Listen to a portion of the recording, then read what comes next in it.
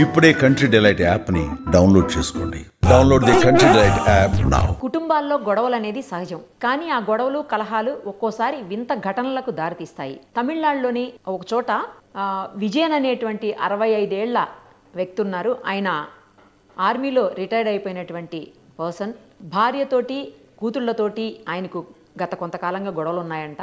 So రెగ్యులర్గా భార్య కూతుళ్ళు ఆయన ఆస్తి కోసం సతాయిస్తున్నారని చెప్పి ఎప్పుడు ఆస్తి గురించే మాట్లాడుతున్నారు, దానికోసమే గొడవలు అవుతున్నాయి అని చెప్పేసి ఆయనకి ఉన్నటువంటి 4 కోట్ల రూపాయల ఆస్తి పేపర్స్ని తీసుకొని వెళ్ళి ఆయన ఒక టెంపుల్ హుండీలో వేసేశారు. సో అది టెంపుల్ హుండీలో వేసిన తర్వాత భార్య పిల్లలకి తెలిసి ఇమీడియట్గా వెళ్ళి ఆ ఆలయ అధికారులని సంప్రదించి మా పేపర్స్ మాకు బ్యాక్ ఇవ్వండి, మా డాక్యుమెంట్స్ మాకు ఇచ్చేయండి, అవి తప్పించి మాకు వేరే ఆప్షన్ లేదు, ఫైనాన్షియల్గా ఇబ్బంది అవుతుంది మాకు, లేకపోతే కనుక ఇచ్చేయండి అని రిక్వెస్ట్ చేశారంట. బట్ అక్కడ మాత్రం వాళ్ళు ఒప్పుకోలేదు. ఎందుకంటే ఇది ఆల్రెడీ ఎండోమెంట్స్ డిపార్ట్మెంట్కి వెళ్ళిపోతుంది, హుండీలో వేసిన ఏదైనా సరే అది దేవుడికి చెందుతుంది, సో మేము ఇవ్వడానికి మాకు రైట్స్ లేవు, మీరు డిపార్ట్మెంట్ని హెడ్స్ని సంప్రదించండి అని చెప్పారంట. సో అసలు ఇలాంటి కేసు అయితే ఫస్ట్ టైం చూస్తున్నాం మనం.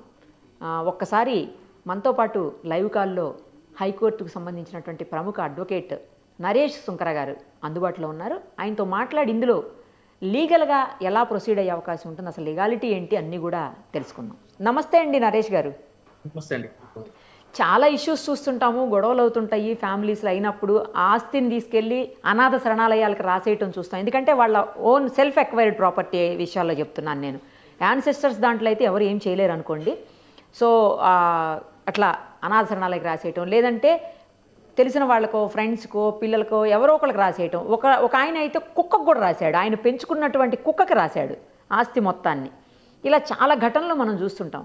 బట్ ఫస్ట్ టైము టెంపుల్కి కూడా రాస్తారు, కానీ ఈయన ఏంటంటే పేపర్లు తీసుకెళ్ళి హుండీలో వేసేసాడు. సో ఇలాంటి కేసెస్లో అసలు లీగాలిటీ ఏంటి, వాళ్ళు మళ్ళీ తిరిగి ఇచ్చేయమని చెప్పి అడుగుతున్నారు. అలా ఒక్కసారి హుండీలో వేసిన వాటిని తిరిగి తీసుకునే అవకాశం ఉంటుందా, లీగల్గా ఎలా ప్రొసీడ్ అయ్యే అవకాశం ఉంటుంది, ఇందులో అన్ని డీటెయిల్డ్గా చెప్పండి. దేవాదాయాలకు సంబంధించి హుండీలు మెయింటైన్ చేయడానికి the installation, safe gardening and accounting of hundi rules 1975 క్లియర్గా ఒక చట్టం అనేది ఉండటం జరిగిందండి. ఆ చట్టానికి సంబంధించి ఒకసారి ఎవరైనా కూడా భక్తుడు దేవాలయానికి వెళ్ళి ఆ దేవాలయంలో ఉన్న హుండీలో ఏదైనా సరే ఒక కానుక సమర్పించిన తర్వాత దాన్ని తిరిగి ఇచ్చే అవకాశం లేదు. ఎందుకు అనంటే కనుక ఒక్కసారి ఆ కానుక ఇస్తే ఆ కానుక డైటీ అంటే భగవంతుడికి చెందినట్లుగానే భావించాలి అని చెప్పి ఆ యొక్క చట్టం అనేది క్లియర్గా చెప్పడం జరుగుతుంది.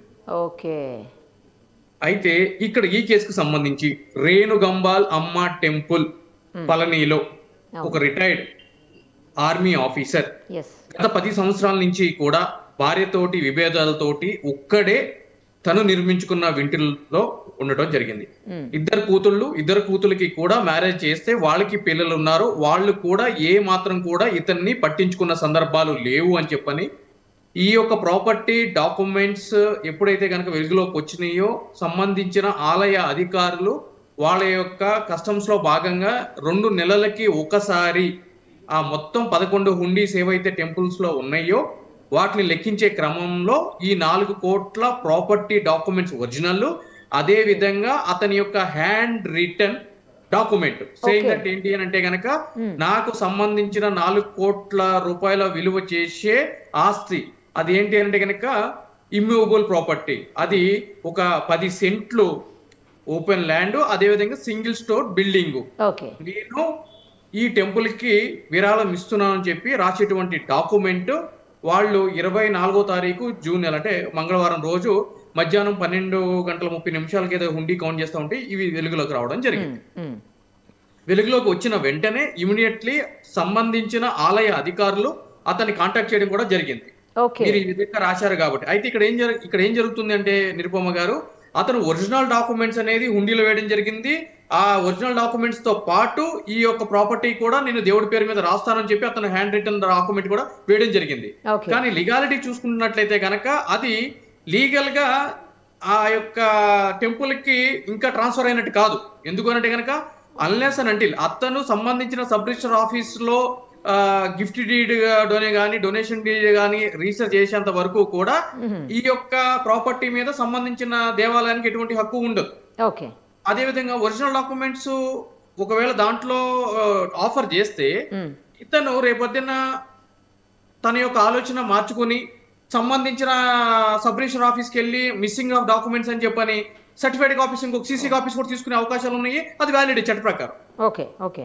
సో కాబట్టి ఇతను ఆవేశంలో చేశాడా, నిజంగానే ఇతనికి ఈ ఉద్దేశం ఉందా అని చెప్పని ఈ ఒరిజినల్ డాక్యుమెంట్స్ వెలుగులోకి వచ్చిన తర్వాత దొరికిన తర్వాత వాళ్ళు వెళ్ళి అడిగితే నేను ఆవేశంలో చేసింది కాదు, నేను ఇప్పటికీ నా మాటకి కట్టుబడి ఉన్నాను, నా యొక్క ఆస్తులన్నీ కూడా ఈ దేవాలయానికి నేను తొందరలోనే రిజిస్టర్ చేస్తానని కూడా చెప్పినట్టు ఆలయ అధికారులు ప్రెస్ మీట్ కూడా రిలీజ్ చేయడం జరిగింది. అవును. సో దీనికి సంబంధించి ఇతని యొక్క ఇద్దరి కూతుళ్ళకి కానీ వాళ్ళ సంతానానికి కానీ భార్యకి కానీ ఎటువంటి హక్కు ఉండదు. ఎటువంటి పరిస్థితుల్లో అంటే కనుక ఈ యొక్క ఆస్తి అతను కష్టార్జితమైన.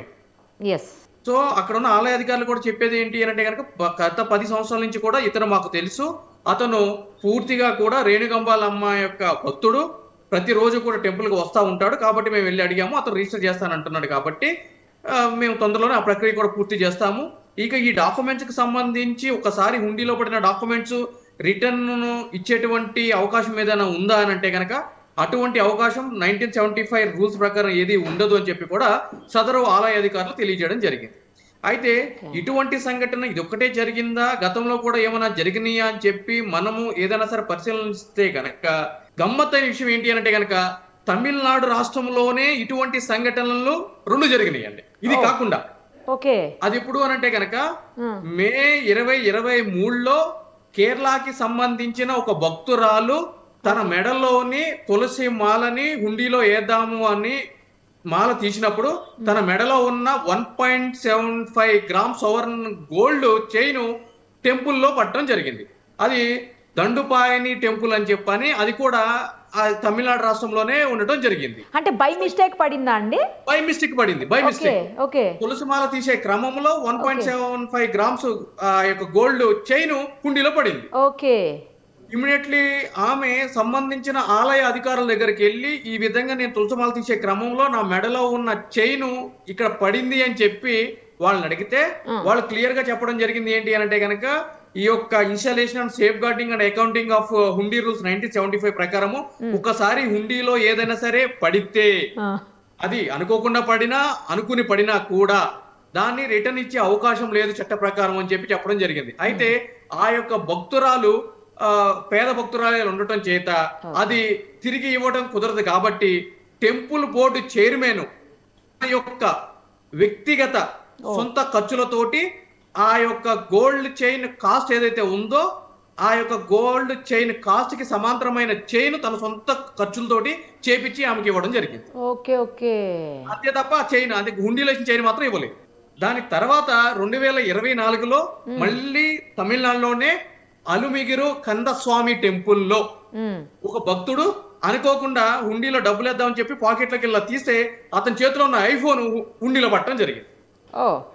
సో అతను ఇమీడియట్లీ కూడా సంబంధించిన ఆలయ అధికారుల దగ్గరికి వెళ్ళి అనుకోకుండా హుండీలో నా ఐఫోన్ పడింది, ఐఫోన్ ఇవ్వండి అని అంటే కనుక వాళ్ళు కూడా చెప్పింది ఏంటంటే కనుక చట్ట ప్రకారము ఒకసారి హుండీలో పడినటువంటి ఏ వస్తువు అయినా కూడా దేవుడికి సంబంధించిందిగా భావించాలి కాబట్టి నీ ఐఫోన్ తిరిగి ఇవ్వడం జరగదు. అండ్ వన్ మోర్ థింగ్ ఏంటంటే కనుక హుండీ అనేది ఓపెన్ చేయడం కూడా వెంటనే ఓపెన్ చేయడానికి కుదరదండి. దానికి కూడా ప్రాపర్ ప్రొసీజర్ ఉంటది, రూల్స్ ఉంటాయి. 2 నెలలకు ఒకసారి 3 నెలలకు ఒకసారి ఎంత మంది ఓపెన్ చేయాలి, ఎవరి సమక్షంలో ఓపెన్ చేయాలి అనేది క్లియర్ గా పొందుపరిచి ఉంటది కాబట్టి ఆలయానికి సంబంధించిన ప్రభుత్వ అధికారులు సీలేసి ఉంటది కాబట్టి ఇది ఓపెన్ చేయడం కుదరదు అని చెప్పి చెప్పడం జరిగింది. అయితే ఆ యొక్క హుండీ ఓపెన్ చేసిన తర్వాత అంటే 45 రోజుల తర్వాత అతను వెళ్ళడం జరిగింది. అది ఎప్పుడు ఓపెన్ చేస్తారో తెలుసుకున్న తర్వాత ఐఫోన్ రావడం జరిగింది. అక్కడ వచ్చిన తర్వాత కూడా ఈ ఐఫోన్ అయితే కనుక ఇవ్వడం జరగదు, కావాలి అంటే కనుక సిమ్ కార్డ్ ఇస్తాం తీసుకోమని చెప్పి చెప్పడం జరిగింది. కానీ అప్పటికే అతను మిస్సింగ్ లాస్ట్ సిమ్ కార్డ్ కింద వేరే సిమ్ కార్డ్ కూడా చేయడం అంటే లైక్ తీసేసుకోవడం జరిగింది. అయితే ఇంకొక వెల్స్పాట్ ఏమి ఇచ్చారంటే కనుక కావాలంటే కనుక దీంట్లో ఉన్న డాటా అంతా తీసుకో, ఫోన్ మాత్రం ఇవ్వమని చెప్పి చెప్పడం జరిగింది. ఓకే. సో కాబట్టి మొత్తానికి ఆ ఫోన్ అయితే కనుక అతనికి వెనక్కి ఇవ్వలేదు. సో ఈ 3 సంఘటనలు అన్నీ కూడా తమిళనాడు రాష్ట్రంలోనే జరిగాయి. ఓకే. సో ఇప్పుడు మీరు చెప్పిన దాన్ని బట్టి చూస్తుంటే నాకు తెలిసినంత వరకు ఈ డాక్యుమెంట్స్ తిరిగి ఇవ్వరు డాక్యుమెంట్స్ తిరిగి ఇచ్చే ప్రసక్తే లేదండి. అదే. కాకపోతే ఆ డాక్యుమెంట్స్ తోటి దేవుడికి వచ్చేటిది ఎటువంటిది ఉపయోగం కూడా లేదు. Correct correct. ఎందుకంటే ఒరిజినల్ డాక్యుమెంట్ అంటిల్ అన్లెస్ అది గనక ట్రాన్స్ఫర్ కానంత వరకు దానికి గురించే ఆలయ అధికారులు ఆ యొక్క వ్యక్తిని పోయి అడగడం జరిగింది. మీరు అనుకోకుండా వేశారా, ఆవేశంతో వేశారా అని చెప్పని.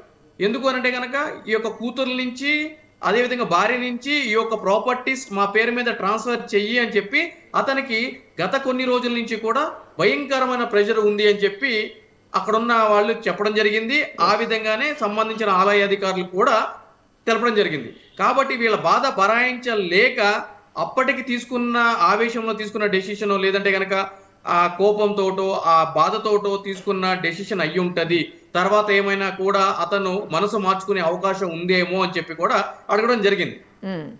బట్ స్టిల్ అతను తన యొక్క మాటకి నిలబడి ఉన్నాడు, కట్టుబడి ఉన్నాడు.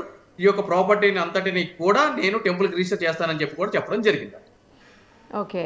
ఇప్పుడు నా డౌట్ ఏంటంటే అండి, కోర్టుకి ఏమన్నా వెళితే వాళ్ళిద్దరు, అంటే కూతుళ్ళు ఇద్దరు కానీ లేదంటే వైఫ్ కానీ ముగ్గురు కోర్టుకి ఏమన్నా వెళితే ఈ ప్రాపర్టీని మళ్ళీ ఒకవేళ అతని స్వార్జితం కాకపోతే, సెల్ఫ్ ఎక్వైర్డ్ కాకుండా అది ఏమన్నా యాన్సిస్టర్స్ది అయితే, బహుశా యాన్సిస్టర్స్ది అయితే అతను కూడా అలా చేయకపోయేవాడేమోనండి. ఎందుకంటే ఆర్మీ ఆఫీసర్ కాబట్టి ఎంతో కొంత తెలుస్తుంది. సో అలా ఏమన్నా మళ్ళీ కోర్టు నుంచి కేసు ఫైల్ చేసే అవకాశం ఏమన్నా ఉంటుందా? ఒకవేళ మనం అనుకుంటే, కొద్దిసేపు అనుకుంటే అది యాన్సిస్టర్కి సంబంధించి, ఇప్పుడు సెల్ఫ్ ఎక్వైర్డ్ ప్రాపర్టీ అంటే అతను కష్టార్జితంతో సంపాదించుకున్నది అయితే గనక ఎవ్వరికి ఎటువంటి హక్కు ఉండదు. లేదు. అవును. మీరు అన్నట్టు కుక్క పేరు మీద రాయొచ్చు, పిట్ట పేరు మీద రాయొచ్చు, ఎవరి పేరు మీదైనా రాయొచ్చు. కరెక్ట్. మొన్నే చూసాము, రతన్ టాటా గారు కూడా తన యొక్క పెంపుడు కుక్క పేరు మీద కూడా కొంత ఆస్తిని అనేది బదిలీ చేయడం జరిగింది. సో అదే విధంగా యాన్సిస్ట్రల్ ప్రాపర్టీ అయితే గనక కూతుర్లకి హక్కు ఉంటుంది. కాబట్టి ఒకవేళ అటువంటిది ఉన్నా కూడా రిజిస్ట్రేషన్ చేస్తే వాళ్ళు ఆబ్వియస్లీ పార్టీషన్ సూట్ అనేది వేసుకోవాల్సిన పరిస్థితి ఉంటుంది. దాంట్లో ఈ దేవాలయానికి సంబంధించిన అధికారులు కూడా పార్టీ చేయాలి, ఆ దేవాలయాన్ని దేవుణ్ణి కూడా పార్టీ చేయాల్సిన పరిస్థితి ఉంటుంది. దేవాలయాన్ని దేవుణ్ణి కూడా అంతే, తప్పదండి, చేయాల్సిన పరిస్థితి ఉంటుంది. ఏదో మూవీలో చూస్తాం మనం, దేవుడి మీద కేసు పెడతారు. అవునండి, ఇక్కడ కూడా అటువంటి పరిస్థితి. ఎందుకంటే కనుక ఈ ఆస్తి దేవుడికి సంబంధించి ఉంటుంది కాబట్టి దేవుడి తరఫున ప్రతినిధులుగా ఈ యొక్క ఎగ్జిక్యూటివ్ ఆఫీసర్స్, అదేవిధంగా కమిషనర్స్, ఎండోమెంట్ కమిషనర్స్, వీళ్ళు వాళ్ళ యొక్క విధులు నిర్వహిస్తారు. Okay okay. సో అయితే వెయిట్ అండ్ సీనే, ఇందులో ఇంకేం చేయలేం. అంతే అండి. బట్ హుండీ మెయింటైన్ చేయడానికి అయితే కనుక that should be clear rule అండి. రూల్స్ 1975 ఒకసారి హుండీలోకి వెళ్ళిందంటే కనుక, ఈ ఇప్పుడు సంఘటన జరిగింది కాబట్టి దీనికి సంబంధించి ఏమైనా చట్టం ఉంటుందా, ఉంటే ఎటువంటి చట్టం ఉంటుంది, తిరిగి ఇచ్చే అవకాశాలు ఉంటాయా ఉండవా అనేది ఒక అంబిగ్యూటీ ప్రతి ఒక్కళ్ళు ఉంటుంది. కాబట్టి చట్టం ఈజ్ వెరీ క్లియర్. ఒక్కసారి హుండీలోకి వెళ్ళింది అని అంటే కనుక వెనక్కి రాదు, అది ఇంకా దేవుడిదే. అందు గురించి మనం అంటా ఉంటాం కూడా, ఎవరికైనా అప్పించినప్పుడు ఇంకా దేవుడి ఖాతాలోకి వెళ్ళినట్టే, దేవుడి హుండీలోకి వెళ్ళినట్టే అని చెప్పని. ఇన్ఫాక్ట్ మనకు చట్టం గురించి తెలియదు, కానీ ఏంటి ఒకసారి హుండీలోకి వెళ్తే వెనక రాదు అనేది నానుడి. సో దాని వెనక ఉన్న చరిత్ర ఇదని. సో చూద్దామండి. అయితే మరి తల్లి కూతుళ్ళు ఎట్లా పోరాటం చేస్తారో మరి. ఈయన అడిగినా కూడా తిరిగి వచ్చే అవకాశం లేదు కదండి, ఇంకా ఇంపాసిబుల్ థింగ్ అండి. అంటే ఒరిజినల్ డాక్యుమెంట్ కి సంబంధించి ఇప్పుడు ఇతను నాకు వెనక్కి ఇచ్చేసాయని కూడా అడగడానికి లేదు. ఇతను వాలంటరీగా వేసానని చెప్పి ఒప్పుకున్నాడు. అవును. ఒకవేళ అనుకోకుండా వేసినా కూడా ఇంతకు ముందు నేను చెప్పిన 2 ఎగ్జాంపుల్స్ ఏవైతే ఉన్నాయో ఆ రెండిట్లో కూడా తిరిగి ఇచ్చిన సందర్భాలు లేవు. ఒక చిన్న డౌట్ అండి నాకు ఇప్పుడు, పొరపాటున ఆయన ఏమన్నా మైండ్ మార్చుకున్నారు, లేదా వాళ్ళ వైఫ్ పిల్లలు కలిసి ఈయన ఏదో రిక్వెస్ట్ చేసి ఈయన కన్విన్స్ చేయగలిగారు అనుకోండి, మీరు అన్నట్లు ఆయన వేరే పేపర్స్ మళ్ళీ సబ్ రిజిస్టర్ ఆఫీస్ నుంచి తెచ్చుకుంటారు, మిస్సింగ్ కంప్లైంట్ పెట్టి తెచ్చుకుంటారు అనుకుందాం. తెచ్చుకున్న తర్వాత అప్పుడు ఈ పేపర్స్ ఆ హుండీలో ఉన్నా కూడా నో యూజ్ కదా. అప్పుడు ఏం చేయాలంటే కనుక ఆలయ అధికారులు ఈ ఇతన్ని పార్టీ చేసుకుంటా ఆ ప్రాపర్టీని ఎవరికి రిజిస్ట్రేషన్ చేయొద్దు అని చెప్పి స్పెసిఫిక్ పర్ఫార్మెన్స్ వేయడానికి ఆలయ అధికారులకి అబ్సల్యూట్ రైట్ ఉందండి. As per the act safe gardening and accounting hundi rules 1975 ప్రకారం వన్స్ మనం గనక హుండీలో డ్రాప్ చేస్తే it belongs to the deity అనే ఉంది కాబట్టి దాని ప్రకారము స్పెసిఫిక్ పర్ఫార్మెన్స్ అంటే ఒక కాంట్రాక్చువల్ బ్రీచ్ అనేది జరిగింది కాబట్టి ఇది ఎవరికి రిజిస్ట్రేషన్ చేయొద్దు అని చెప్పి ఆలయ అధికారులు కోర్టుకు వెళ్లే అవకాశాలు వాళ్ళు కూడా ఉన్నాయి. సో ఇంకా ఎటొచ్చి ఆ ప్రాపర్టీ తిరిగి రావడం అనేది జరిగే పని కాదు, అది దేవుడిదే, లిటిగేషన్ పడినట్టే అంతే. ఇంకా అంతే. రైట్ అండి, చాలా క్లియర్ గా చెప్పారు. చూద్దాం ఏం జరుగుతుందో. Thank you so much. Suman టీవీలో మీ పర్సనల్ అండ్ బిజినెస్ ప్రమోషన్స్ కోసం కింది నెంబర్ కి కాంటాక్ట్ చేయండి.